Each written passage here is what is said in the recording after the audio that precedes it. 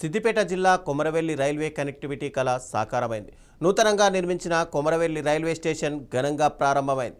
Manoharabad Kothapalli railway మార్గంలో భాగంగా సుమారు 6 కోట్ల వ్యయంతో ఆలయ వైభవం ప్రతిబింబించేలా ఈ స్టేషన్ను నిర్మించారు.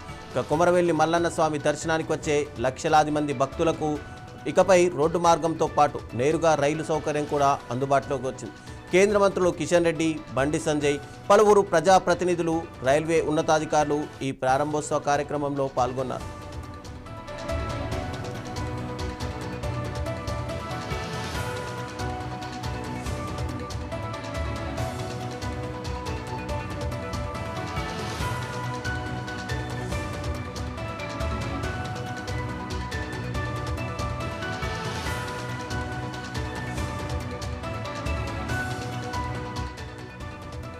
స్టేషన్ ప్రారంభోత్సవం అనంతరం కేంద్ర మంత్రి కిషన్ రెడ్డి స్వయంగా మొదటి టికెట్ కొనుగోలు చేసి తొలి ప్రయాణికుడిగా ట్రైన్ ఎక్కి గజ్వేల్ వరకు ప్రయాణించారు.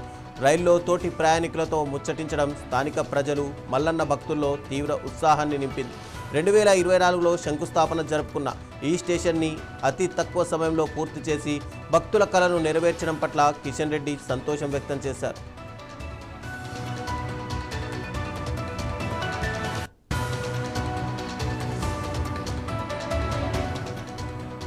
సికింద్రాబాద్ సిద్దిపేట మధ్య నడిచే డెమో రైళ్లు ఇకపై కొమరవెల్లి స్టేషన్లో ఆగనున్నాయి.